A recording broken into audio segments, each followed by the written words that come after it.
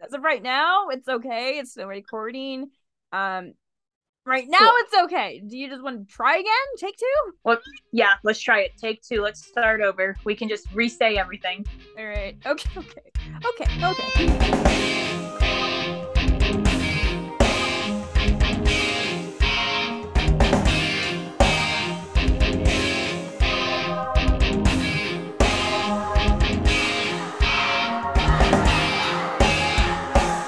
What is up, BVB Army? Welcome back to our channel, BVB Army Hearts to Hearts. My name is Ruth. And I'm Nicole.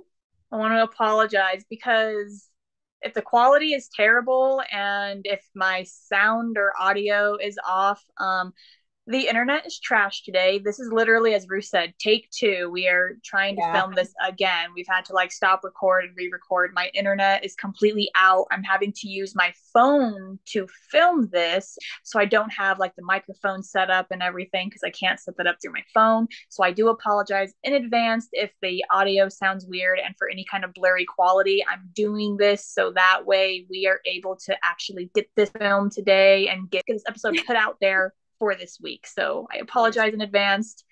I'm so sorry. It's okay. Like I've been telling Nicole, take two is a lot better than take one. Oh my god.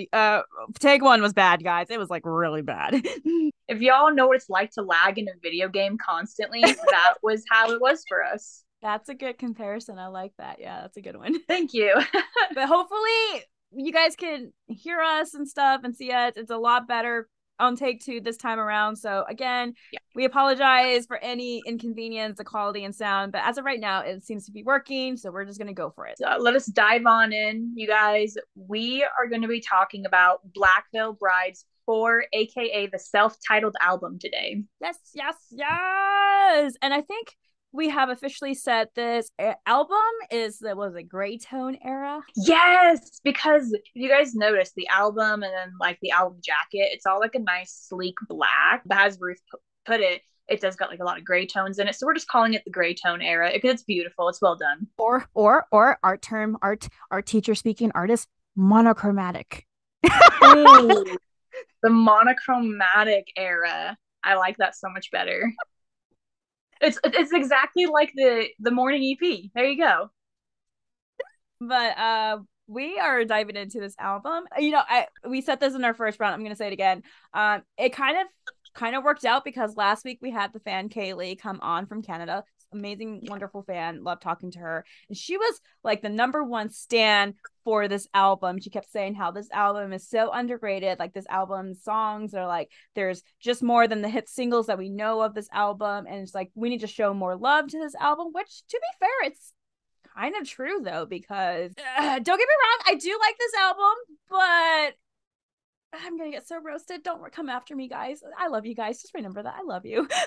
It's on the bottom of my list when it comes to Black Veil Brides albums, at least for me. And that is fair though, because we know when it comes to ranking albums, for anyone, one of the albums is going to be on the bottom. But I do agree with what Kaylee had said as well. It is a very underrated album. I feel like it doesn't get appreciated as much as it should. What's kind of funny about it, actually, kind of more interesting than funny, I should say, is we all know that there's a lot of haters out there that totally dislike Black Veil Bride. But the weird part is when this album came out, a lot of those metalheads became a huge fan of this album. They thought it was so cool. And I think maybe because it kind of represents almost Metallica and Def Leppard and Kiss and all that in a way. I think they kind of got those vibes from this album. So it's kind of interesting to see the switch and in that kind of category for fans. Oh yeah. I don't know if that's something you knew, Ruth, about No, a bunch of metalheads were doing reviews on it and they were going nuts for this album. No, and that is true. I didn't know that until I was doing I guess you could say my homework, my research when it comes to this album, because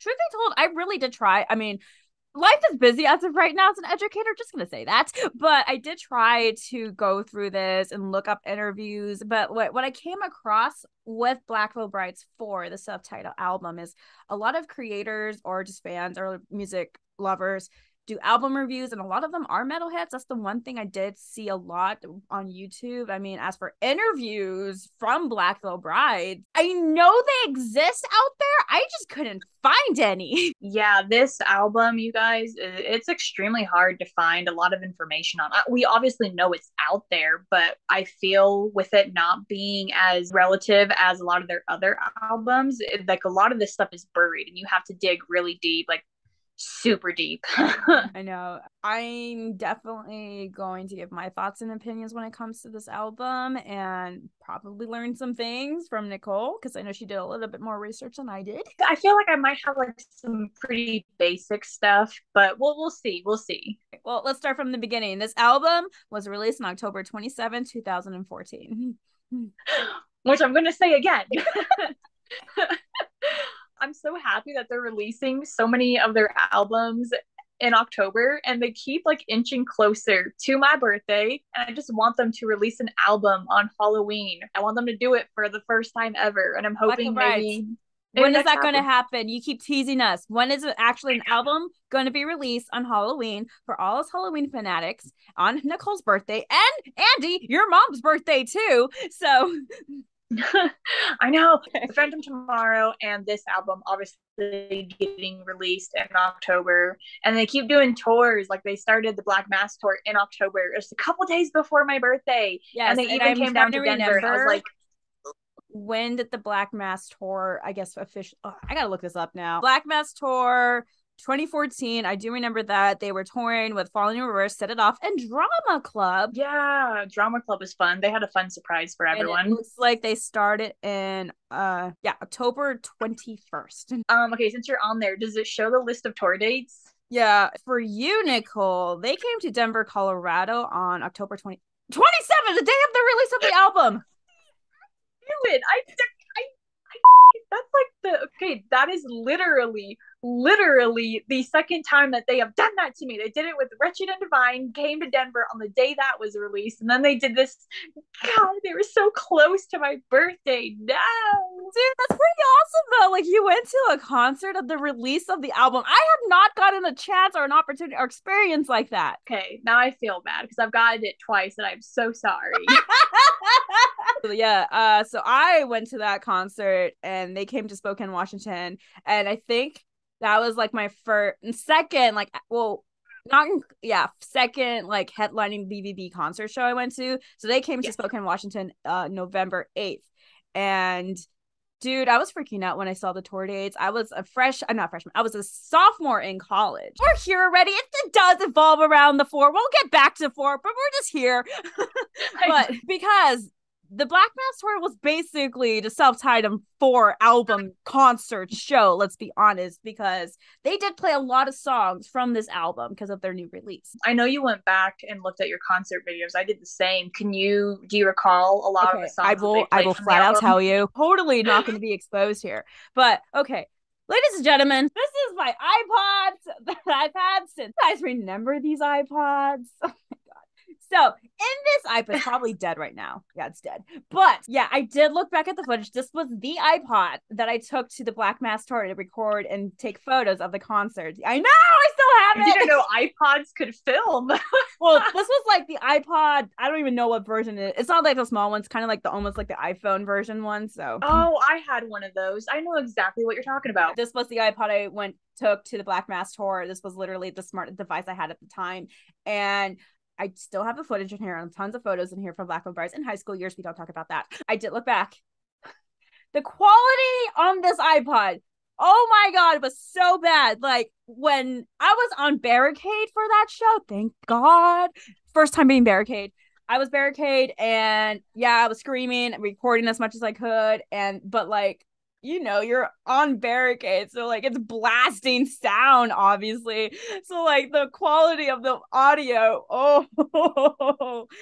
not the greatest. It's like, bah! You can barely hear it. It's bad.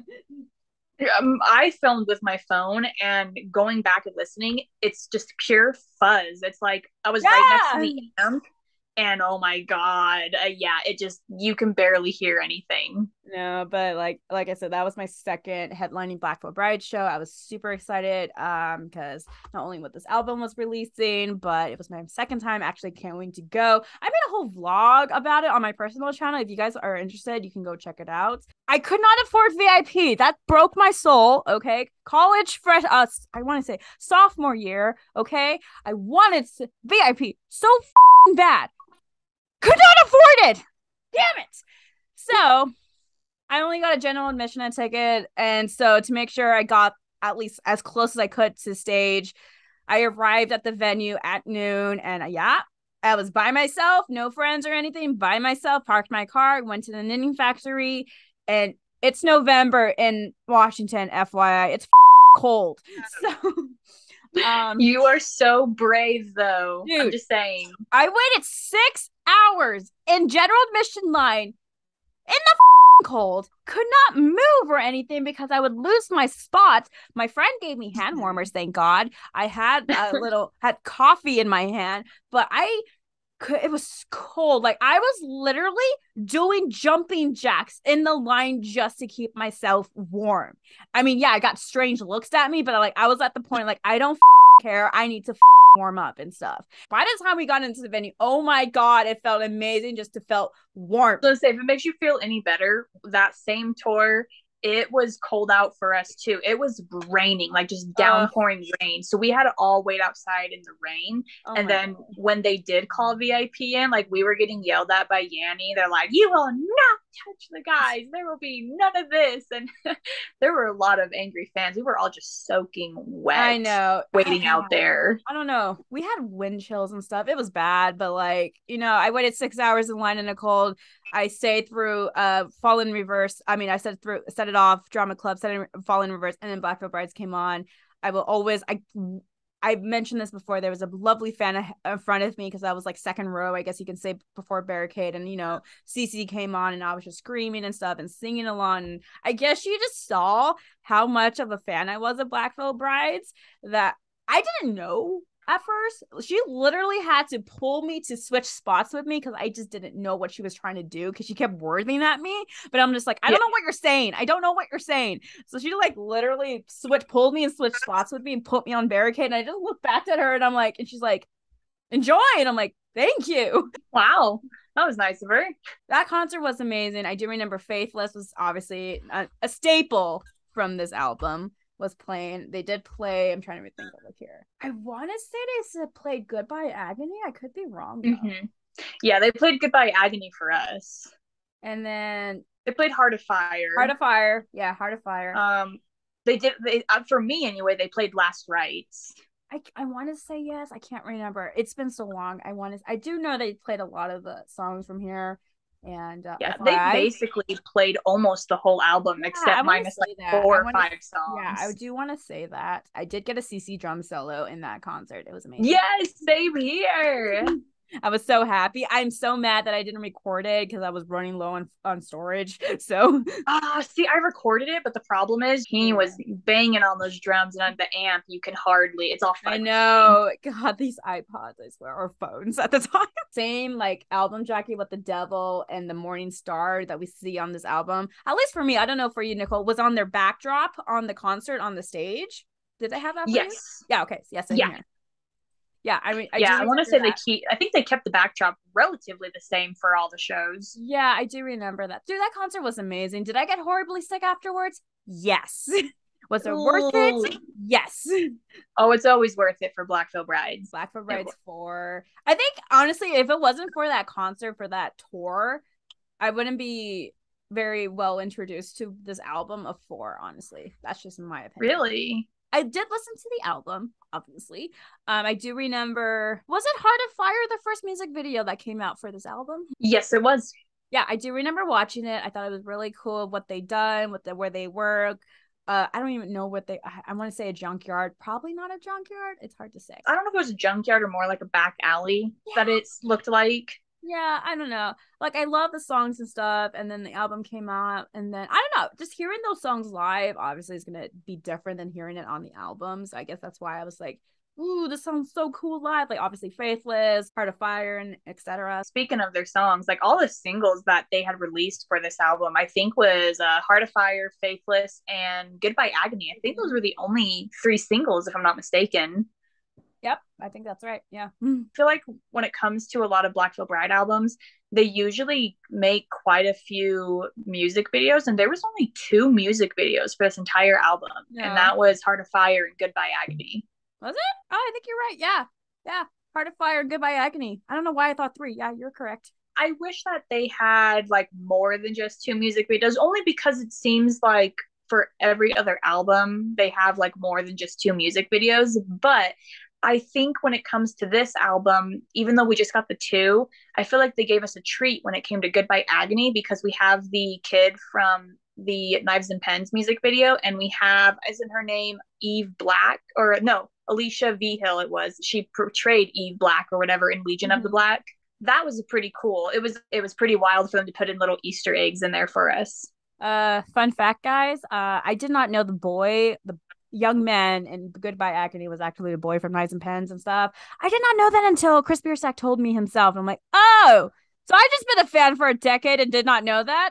Okay. It's the first time I'm hearing of that, so that's really interesting. No, it is cool about that. I when I remember watching that music video of Goodbye Agony, like I knew who the girl was, obviously, because she had the notebook and everything, and she looked the same. But when the boy came in, I'm like, who are you? I didn't know right off the bat either. So that was kind of fun. And then obviously when I found out, like that exploded my mind. I'm like, oh, whoa, that's not, whoa, where has time gone? Because obviously he's grown up since we've seen him in Knights and Pens and Perfect Weapon. I know. Look at that. He got to be in 3 Black Veil Bride music videos. So when it comes to this album, song that really spoke out to you?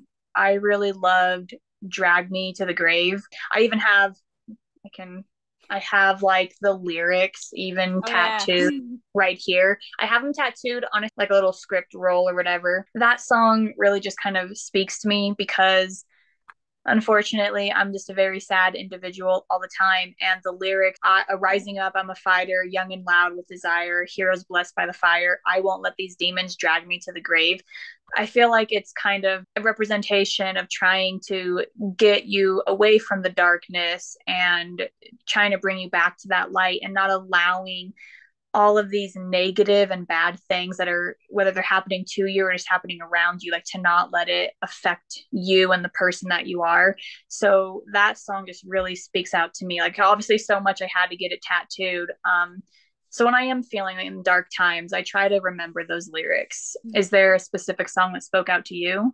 Yeah. So the last song is Crowns of Thorns. So I just love that song in general.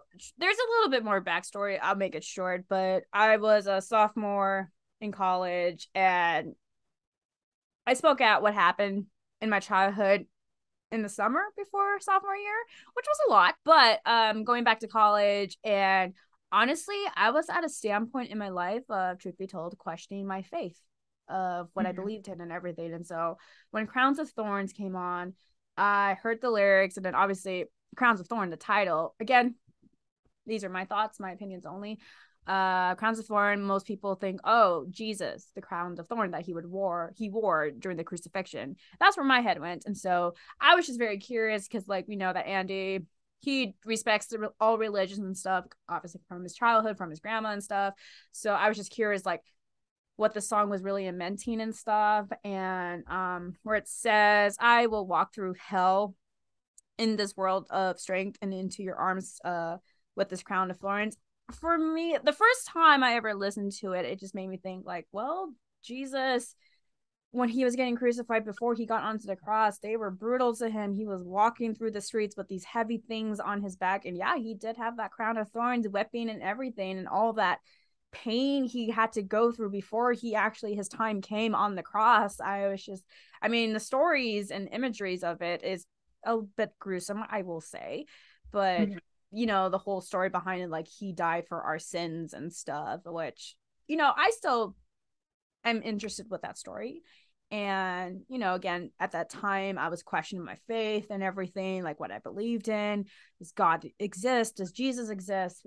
Etc. And again, this is where I was in my standpoint But I don't know. That song just kind of helped me kind of calm myself down and not overthink about my questioning my faith, if I'm going the right path or not, and all the sins and everything. And it just really comforted me at that time, honestly. So I don't know if you caught onto this with Crown of Thorns. I don't know if a lot of other fans have either, but do you remember like that opening line that Andy says, 7 years have come and gone, all that's left are scriptured songs?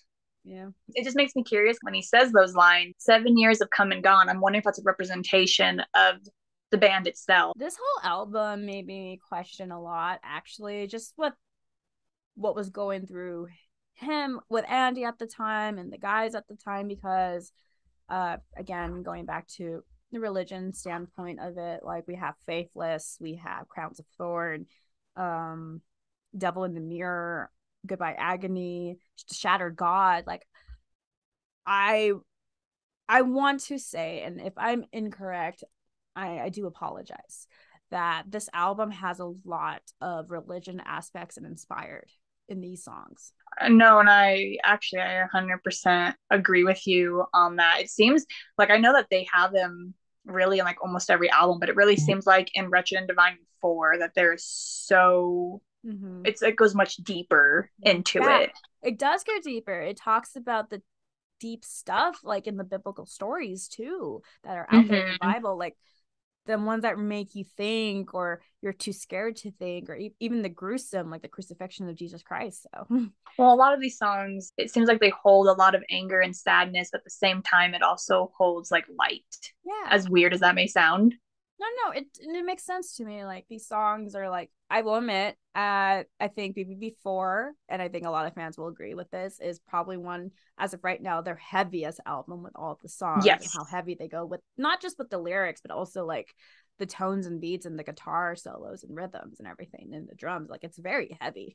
It's their heaviest album. From Andy's voice, it's got much deeper vocal tone and range, and you have like the drums, like they absolutely pound, and then you have like hardcore riffs in there, and that's just not off of like one song. Those, it's like pretty much every single song. They only had one slow song in there, being Walk Away, which I can't lie, Walk Away just brings me back to the band Cinderella and Metallica, because just the way it sounded. So that, I think that's why a lot of heavy metal fans were really digging this album, just because every single song, almost, you could almost compare it to those old glam rock and roll bands. The sound and the tones of it sounded just like them. It's heavy, and even just like from the color choices that they choose, from the gray tones to the black tones, and just how simple the album jacket is, because usually when you open the album jacket for most albums, they have like some illustration, but it's just straight black with the lyrics and everything. Yeah, you have in the middle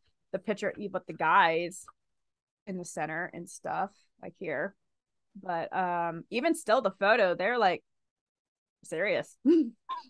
The photo almost seemed like they were trying to get like that kind of old rock type of vibe for photos. When we talk about the songs on this album, I think you'll agree that yes, they're all heavy, but Stolen Omen is like the most powerful track on there. It is. And do you know the story behind Stolen Omen's Curiosity? Yes, I do, because you told me it. Okay, I couldn't remember. Okay. Tell everyone what Stolen Omen is. So if you guys listen to the lyrics about Stolen Omen, it talks about how they created the pathway and stuff for other bands to come, because as all OGs and old fans of Black Veil Brides fans know, like when they started out, they had the war paint going on, all the makeup and everything. And they have said this in many interviews that they were teased at for putting on this, I guess, war paint on. It's like, why are you doing this makeup and theatrical stuff? Like, it's pathetic, it's stupid. They were teased at, and now they kept going with it. And now at this point, when this album came out, they saw other bands starting to put makeup, and they're just like, so you made fun of us and gave us for putting war paint and makeup on, and now you're doing it because we basically created that pathway for you. Well, but it annoys me, because as you're saying that, if you go back to older bands like Kiss that always had the makeup on, and people like praise them for it, but then when Black Veil Brides does like their own interpretation of war paint, it's hated on. I know, it's stupid, and it's like, oh, just because Black Veil Brides is not at the level of Kiss, you have every right to tease them and bully them and give them for it. And now, since they're where they are now, very successful in their career and made this pathway for you guys, oh, we're going to do makeup and totally forget what we gave you for it. Well, and speaking of the war paint, when Black Veil Bride's self-titled album came out, there was no more war paint at that time. Not during that era. Fun. Like, after Wretched and Divine, we got a little bit during Wretched and Divine, but when 4 came out, gone. It was gone. I know. It was almost like spooky in a way. Oh, I was scared, honestly, truth be told. I was scared. I'm like, where's nothing? I mean, like, I was a bit scared too. It was kind of one of those, I'm like, okay, like, obviously bands, they change, they grow, they always try to like outdo what they did last time. So I was obviously, them entering into this new era was cool, but there was a part of me that was like, just kind of questioning, like, is the war paint completely gone, or is this just for this era? No, I will agree with you on that. Honestly, when this album came out, truth be told, when it just said Black Veil Brides 4, I'm like, yeah, I know that it's a 4th album. What's the name of the album though? I know it's stupid, but I was literally digging through it, and I know it's 4. I know it's the 4th. Oh, it's literally just called Black Veil Brides 4. I mean, I thought it was actually kind of really cool. I won't lie. I was like, oh, it's just called Black Veil Brides. That's dope. It's like, okay. Honestly, everything needs a title. I know you can't see it right now, but I'm holding up the album, and if you see the album jacket, I could not see the numeral 4 on the whatever the rock the demon is on. I could not see the 4 on it until I really digged. I'm like, there's the 4. Yeah, that I did notice. That's why I call it Black Veil Brides 4. Instead of just self-titled. I know. I think I said this in take 1, but I recently saw fans calling it the self-titled album like last year, and I'm like, oh, I guess that makes sense. I just always call it Black Veil Brides 4. Then there were, out of this album, because this album was a banger, like, it was actually going pretty hard for metal fans. And I don't know if you knew this, Ruth, but Faithless, Heart of Fire, and Goodbye Agony aired on BBC Rock Radio. I did find that out. Mm-hmm. It's one of those things I've never gotten. I don't know if you've gotten the chance to listen to like Black Veil Brides on the radio. I unfortunately have never heard them on the radio. You never heard them on the radio ever? No, really? Never. Yeah. The one song repeatedly I've heard on the radio was In the End. My mom always listened to like the rock stations, and we used to work together, like delivering mail. Never heard Black Veil Brides. Like, they'd always play the same old songs over and over, and that's why I would get so annoyed, because I'm like, play Black Veil Brides, and then I hear that Black Veil Brides songs are played on the station, but it's always when I'm not listening to the radio.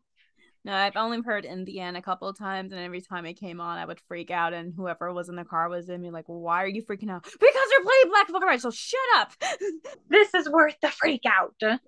I do want to talk to you though about this album, since I'm kind of going back to how we said in the beginning. So as we mentioned, this album is kind of underrated. A lot of fans don't reach for it or listen to it as much. Obviously the fans who do, thank you for doing it. Out of just curiosity, well, why do you think this album is so underrated and is the underdog out of all the albums?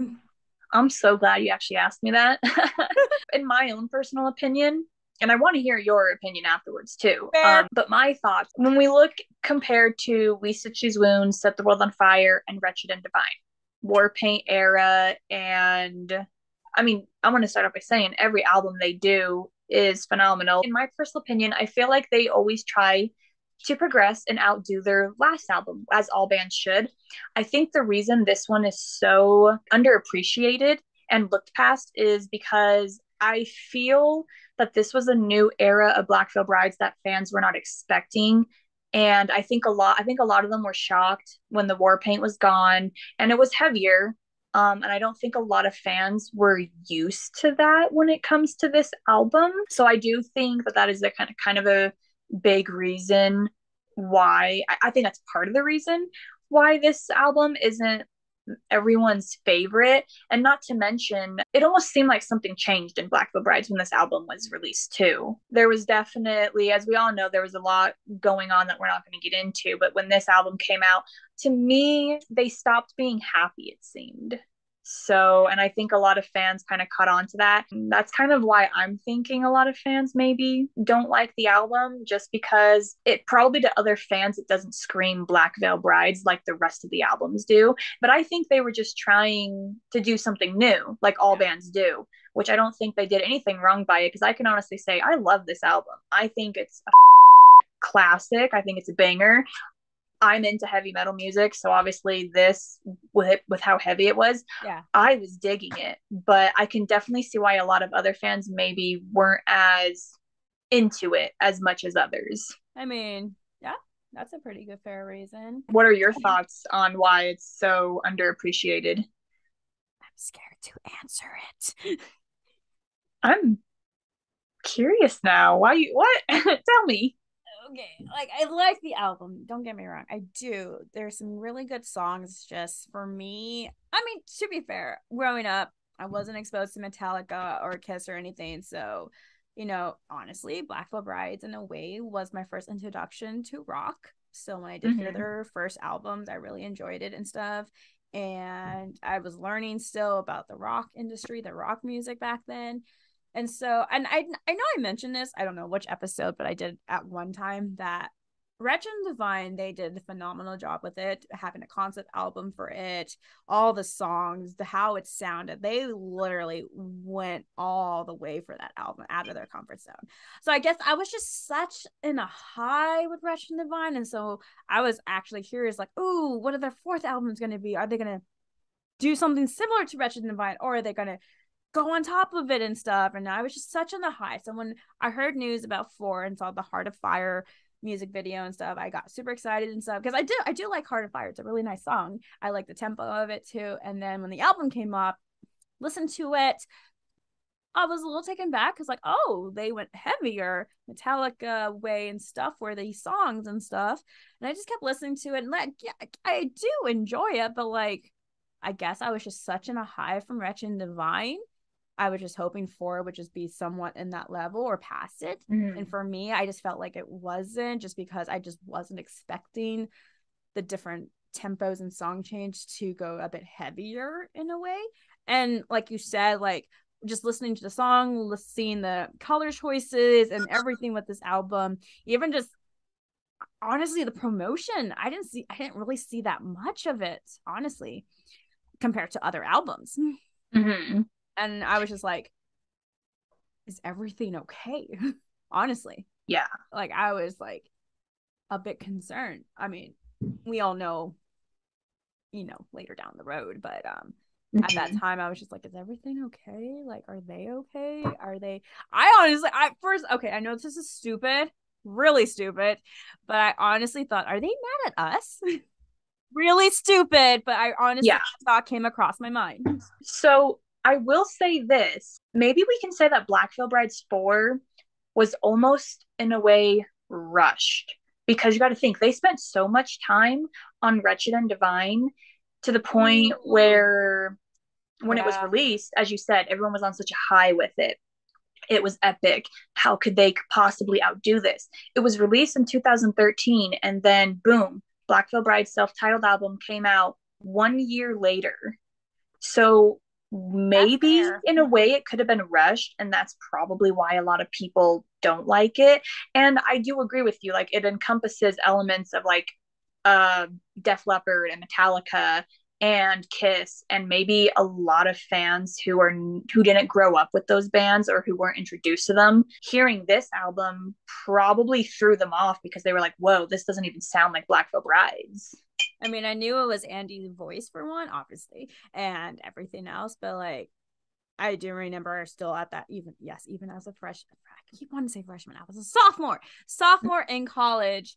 I was still learning about Led Zeppelin, Metallica, Kiss, and everything, and just hearing their songs and tempo. I mean, obviously, I knew who Black Veil Brides were, knew what their sound was, and yeah, I will admit it did surprise me. Not bad, but it's just like, oh, caught me off guard a little bit. And maybe that's why I appreciate the album so much, and why I adore it. Is, I grew up listening to those kinds of bands. In my own opinion, I'm like, wow, this totally outdid Wretched and Divine. But I can understand why for you and other fans, they're like, nah, this did not outdo Wretched and Divine. My opinion, it didn't. It's still a great album. I really do appreciate the Crowns of Thorns song. Honestly, I just want to say thank you, BVB, for that song, because I was really questioning my faith at that point of my life. And that song just kind of gave me some comfort. So thank you for that.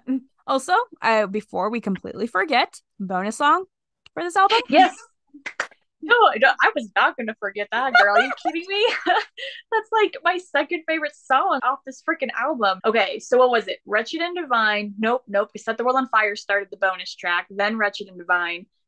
And then when you come to Black Veil Brides 4, their bonus track being Sons of Night, which you could only get if you bought the CD from Best Buy. I know, it was weird. I was like, I do read now because Jake was still vlogging on his YouTube channel, and he did like a quick promotion, like, oh yeah, you should buy the Best Buy CD because you have Sons of Night and everything. I already ordered the album on Black Veil Bride's website already, and so when I heard about a bonus song, I'm like, I don't have money. I can't already spend it on this. That was exactly the same here. I had already pre-ordered the album. And not when I think about it more, why can't y'all put the bonus song on the pre-orders? Come on. No, I don't know why they didn't, but like, for any fans who don't know about the bonus song, please look it up on YouTube, because it's not even on Spotify or any other streaming platforms. This bonus song, it's only on YouTube. I don't know if you know this, Tim and Nicole. So we have the album where they sing it, but then there's another one that says Black Veil Brides 4 spoken words, which is just literally Andy speaking the words to you of each song. I did not know that. Where did you find this? Spotify. It's on Spotify. Spotify. See? God damn it. I just have to get me a Spotify.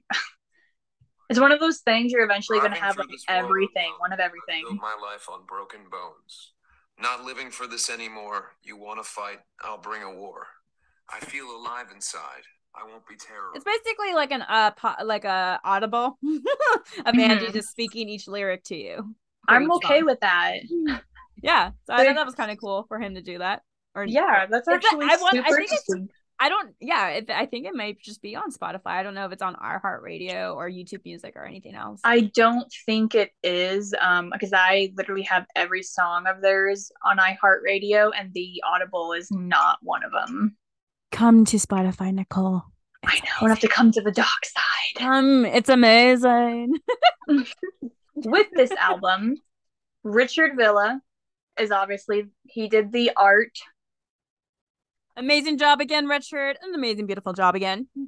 I know. He did a fantastic job. I won't lie. That demon is so freaking cool looking. A demon it is. Oh, also, I know we mentioned this in take one, but I do like the little take that they did with the Morning Star with the little spikes on it. Yes. And just like I said on take one too, the little spikes on the Morning Star, almost, to me, I feel like it's supposed to resemble the demon on the cover, like with his horns. I see the Batman logo. No, I do like what they did with that logo, the little spikes to it, and then the demon. Honestly, truth be told, when I saw this demon creature that Richard painted and designed for 4, I thought like, oh, is that like the Wild Ones inspired mask? Like Dad, Lord God? It looks very similar to it. And hear me out on this. Let's just say, for instance, it is. What if the mask is supposed to be an interpretation of this demon after, let's just say, after killing it or something, and that's like the mask that they all wore to resemble it?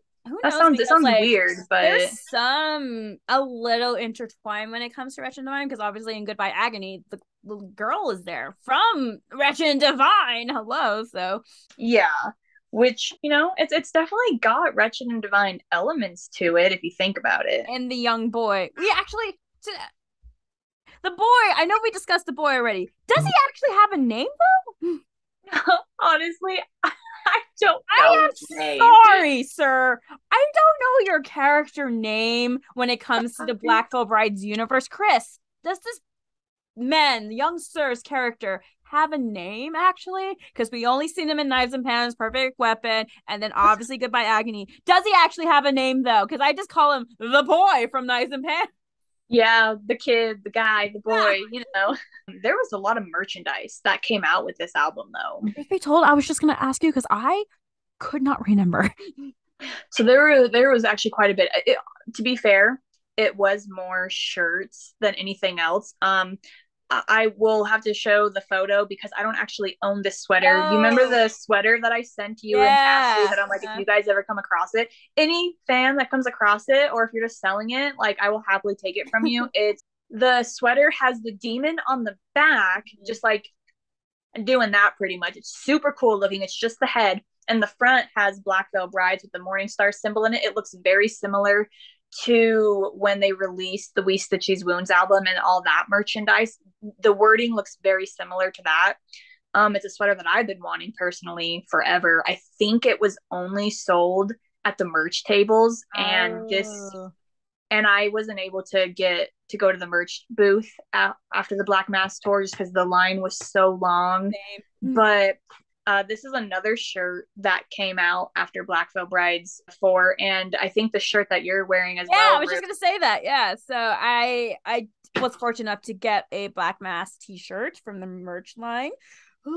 But yeah, this is a long sleeve shirt I'm wearing, which just has the little spikes of the Morning Star. I actually got this. I found this at Hot Topic in their clearance section because obviously when the album clearance. I know. But college years was focused on my education and stuff, and so I could only afford the album at the time. So my friends and I went shopping because it was birthday month when I went to the concert and stuff. And we went to Hot Topic and we're just looking around, and then I just saw this long sleeve BVB shirt with their Morning Stars on it, and it has the Morning Stars bottom here. It says Black Veil Brides, and my friend's like, "You don't have this?" I'm like, "No, I don't. It's on clearance. I'll get it for you for your birthday." I'm like, "Cool." Well, and I was just trying to dig through. I have all my Black Veil Bride shirts right here, but I'm gonna have to do a lot of digging. I have like I think I own almost every single top from the Black Veil Brides 4 era. Like they have another one, the demon on it doing exactly that, but it has the guys right underneath it. They're posing. It actually says "Drag Me to the Grave." I remember. And I'm like, yes, a "Drag Me to the Grave" shirt. And the other one that they have, it's the Faithless, or is it Faithless or is it Heart of Fire?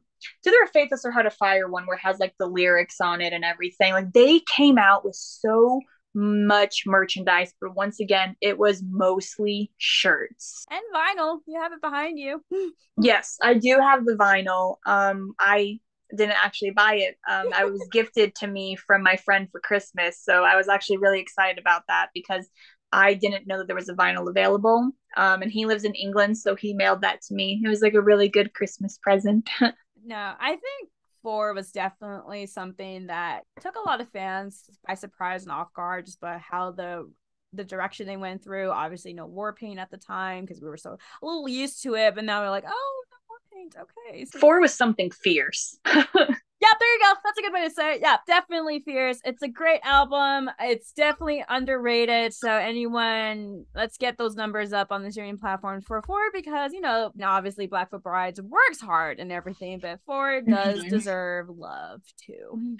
It really does. Once again, all the songs on there are beautiful too. I feel like every song in a way helps people out from the darkness, just like all their songs do on every other album. But I do think it's the heaviness that maybe drew some fans back. Could be. Who knows, honestly. I know every fan has their own opinions, but who knows? For any fan that is watching, if you could comment your opinion about Black Veil Brides 4, that would be awesome. We'd love to read them. Yes, we do. I'm curious to know your guys' opinion when it comes to is self-titled lore, so please leave that below. We would love to read them, or on our Twitter too. Well, which I do have one last question for you then, Ruth. With how heavy this album was, for the next album that they come out with, are you kind of hoping that they can go back to a more heavier tone?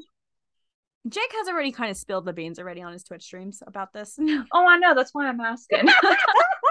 I just want to know if you're looking forward. After 4, and for those of us who don't follow on Jake on his Twitch streams, he kind of spilled the beans that he is working on a new song and how he really wants working on heavy songs for Black Veil Brides and for Andy and just all the guys. And obviously chat was going crazy when he said heavy. So yeah. I'm here like I'm now educated and stuff. Because back then I wasn't, it took me off guard, and now I am educated, still getting educated, but I'm well now. So I'm like, Yeah, I'm all up for this. Just with their talents and skills as of right now, I'm looking forward to it, honestly. Yeah. Well, and I would like to add this in real quick. It kind of goes with that question you asked me of why maybe it wasn't appreciated as much.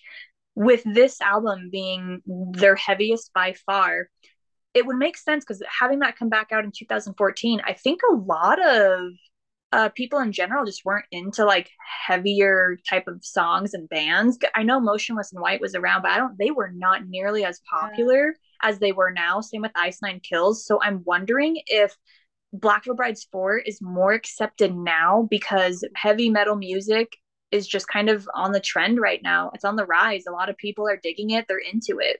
It's becoming like very popular. Makes me wonder if they were going to hold back with these songs and put it out now. It would be different. Reviews would be different with the fans. Yeah, exactly. That's what I'm wondering. Possibly. It's always weird. The music industry and just the generation now is always changing their thoughts and opinions, honestly, when it comes to songs and stuff. And it's just, it's curious how that works. And at the same time, like, okay, whatever. So it's interesting. So I'm saying, I think Black Veil Brides 4 would be more accepted now than it was back when it was released. But of course, when it was released, metalheads went nuts for it, but which was cool because it was nice to finally have haters go, oh, you know what? Black Veil Brides actually isn't bad. Haters are going to hate. They're still out there, unfortunately. Oh yeah, they're still out there. But it was really cool to actually have some of them go on to YouTube to make a video apologizing and saying how cool they think Black Veil Brides are now. That is true, though. I mean, that is true. I remember watching some of those in college, and I'm like,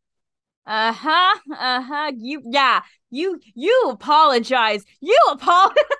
I know, right? You grovel.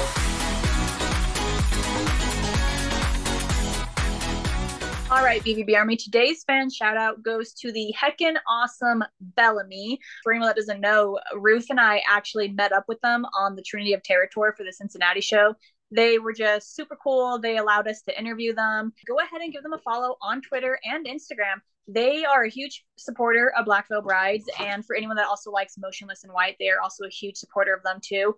They're super friendly, and once again, they're just a dedicated diehard fan of Black Veil Brides. Yeah, when we all met up in Cincinnati, we were lucky enough to talk to them and stuff and get to know them a little better, and like they were just so happy just to meet us and stuff because they told us straight up like, oh, I've been following you guys on social media. And so again, Bellamy, it was so wonderful just to meet you in person, and just you are so sweet, and I see that you're so supportive of the BVB Army. So just thank you so much for all of the support, and obviously for the support of BVB and obviously your other bands like Motionless in White and stuff. But like we're hoping to see you again sometime. So just again, thank you for being such an awesome fan and just an amazing person. Everyone go and give them a follow. They are honestly incredible. They're super sweet to talk to. You will not regret that. Nope. Go. And they're very active on Jade's Twitch stream. Well, BVB Army, we have come to the end of this episode. Thank you guys so much for tuning in as we discuss the BVB IV, aka the monochromatic or gray tone era. Yes, still a cool era in my opinion. I love it. Definitely something that came out of nowhere for a lot of fans for sure, but we do appreciate this album and all the works you did for this album, Black Veil Brides. So thank you again, Black Veil Brides, for all your hard work for this. And if we missed anything or any fun facts that we just did not know, please leave it down in the comments below. We would love to read them. Chris, I'm sure you know a lot, but you can please subscribe to our channel. You can find all of our social media links down in the description. Yes, we are officially on all streaming platforms where you can listen to our podcast. We're also on TikTok, where we post little videos here and there of snippets of our show. Next week, we have a very awesome guest coming on, and we are super excited to have him on to talk to him and everything. More to come. So tune in for next week for sure. Let's head on off before Nicole's or internet on both of our sites decides to be a bitch again. So I know, right? No more lagging. We don't want the lag. No more lag. But thank you guys so much. We will see you guys later. Bye.